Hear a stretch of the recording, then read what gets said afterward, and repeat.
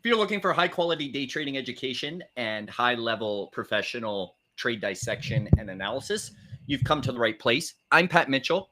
I've been a professional day trader for the past 11 years, and I'm here to do exactly that. Give you high quality professional day trading education all for free right here on YouTube and on X. So today we're going to be talking about is the market crashing. A lot of people have talked about, you see it everywhere, the market's crashing, the market's crashing. No, it's not crashing. I mean, we're literally 7-8% from highs. It's not even in correction territory.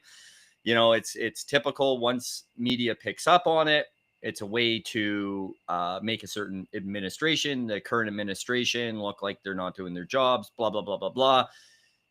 Regardless, this is a pretty normal. This is what you want actually in the stock market. You cannot have a market that goes continuously up. So until it starts getting into correction territory, remember, once we start getting into correction territory, that's where people see the market as a good discount in order to average into their positions or add into their long-term holding positions. So until it starts coming down, there's just no way of knowing. And until we get a real specific catalyst that's out there, the market's going to start to bounce. Now, I don't know. Like, I'm not saying it's going to bounce. Don't get my words fucking twisted here. What I'm saying is, as of right now, and it's about the information that is current, not what you think, not what you feel, none of that. That has nothing to do. It has no bearing on what the market is actually going to do. So give me a sec. I'm going to pull up my charts here. So today was a pretty interesting day. I was actually working 2 screen shares, one for live trading for my live trading members, just seeing because I'm trying to do something a little bit different. So I was live trading today, as well as running main screen share and everything else, dual screen shares at the same time. So it was a pretty busy morning, lots in order to handle. But like I said, I've been doing this a long time. It's nothing I can't handle.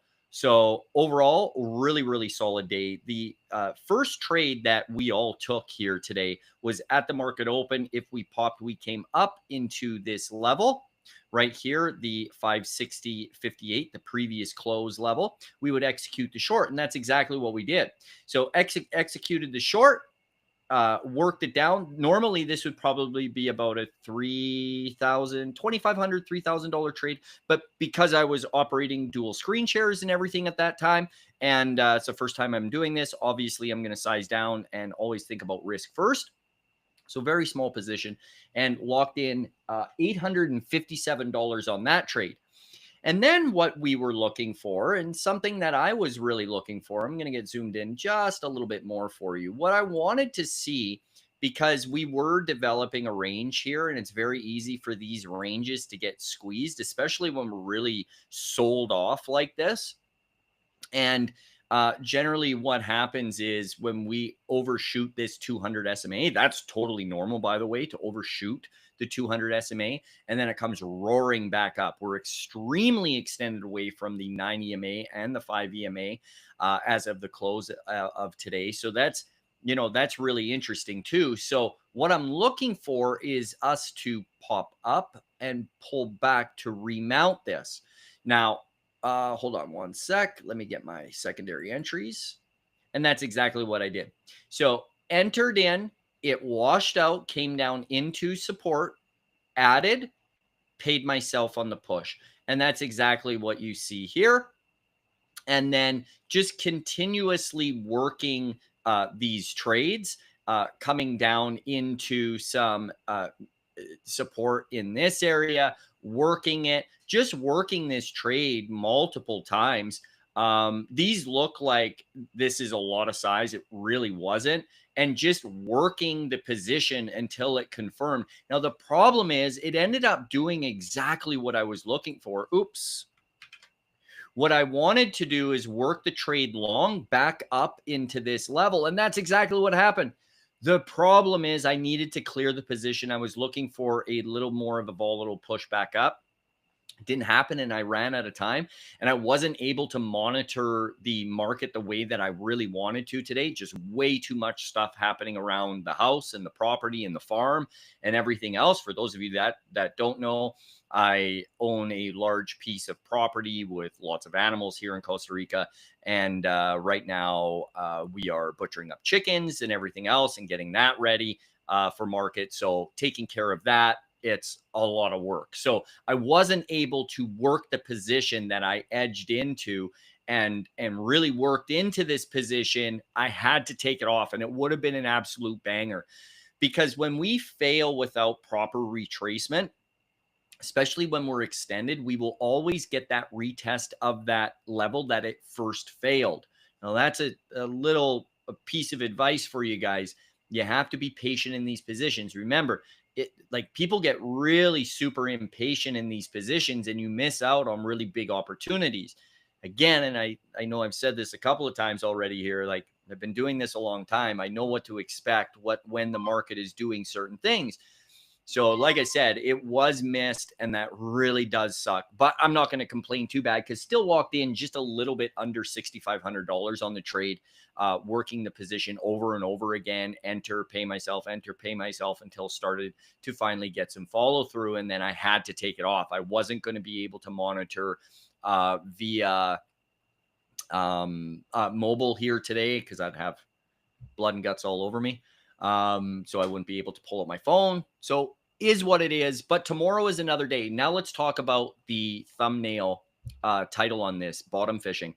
That's essentially what I'm doing. Like I said, until the market proves that we are in fact going to sell off, what you have to remember is, because of the experience that I have and been doing this as long as I have, I remember the mistakes that I used to make when I was first starting. And one of the major mistakes that I used to make was constantly thinking that the market was coming down or going to crash because it broke the 200 or it broke the 100, or it's a little bit more of a longer retracement sell off than what we've normally gotten before in the previous months or in the past year, if you understand.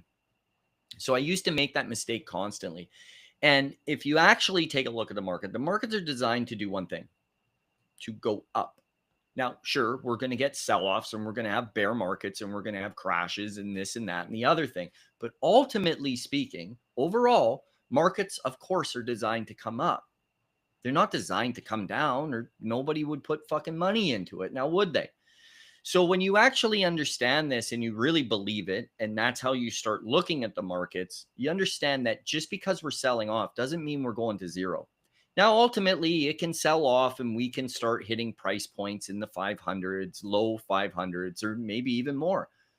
But until we start getting into an over correction territory, which is 10% from highs, and even more so, like more like 15%, start pulling into the bear market, which is the 20% range, you got to really start watching them. Once it hits that 20% range, that's when my long-term position on SPY is going to start hitting in. And that's where I start in. And I've done a video on this a couple months ago and exposed my plan that I'm going to be watching for. So ultimately, yes, the market will most likely pull back and continue coming back and coming back down. But that's what I think. Okay. There's no information that actually tells you this. And you'll always have these jokers that come out and talk about some fucking obscure indicator or some moving average bullshit cross and all this nonsense. Guys, that's horseshit. It's horseshit. The only thing that matters is day to day watching the market. And until that catalyst happens, whatever that big catalyst is, because a little bit of a trade war, which we're in right now, is going to bring the market down. It will, but it doesn't mean it's going to crash. It can, but it doesn't mean it has to. And people really need to get their shit straight and stop looking at the market from having a major bias perspective. It's only going to ruin you. So anyways, I know this was a little bit long-winded, but I did want to cover this and just say, like, when you trade as a day trader, even if the market crashes, I don't fucking care. It doesn't matter. It doesn't have anything to do with how I trade. The market can be ripping, the market can be shitting, the market can be going sideways. It doesn't matter to me. It doesn't matter. Every single day, I will take either a long or a short based off of first reactionary pushes or drops into a technical level. And that's it. When you actually have a strategy that works, that you've proven over for over a decade, you stop caring what the market's doing.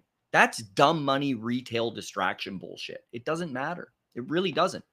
Now, granted, from an investment perspective, it does. From a swing trading or longer term hold perspective, it does. Not from a day trading perspective. It doesn't. It doesn't matter. It really doesn't. Every single day, for those of you that are continuously watching these recaps, you see green trades where most people would be red. That should be clicking for you guys. That you should, if you're spinning your wheels, come learn. Come learn how to properly fucking do this and actually change the way that your trading is going. Because until then, you will spin your wheels. And it's like, that's just the reality of the situation. This isn't something that most people can do on their own. And I've talked about this before, but people have this weird disconnection with day trading. It's like, stop fucking around and wasting your money. And the money that you will lose tomorrow, you could sign up for a whole month today. You understand? Like, it's just, it's so silly to me. But I mean, that's why one percenters are one percenters, man. And that's what it is, because people look at things incorrectly. So if you don't want to sign up at tricktrades.com, that's fine. You don't have to. You can continue to watch my free content. All good. That's why it's here. Enjoy it. All I ask is that you like, and if this is your second time viewing the channel, you have to subscribe. That's all. I think that's a pretty fair, even trade. And if you're tired of spinning your wheels, come to tricktrades.com. And I hope to see you guys tomorrow. Adios.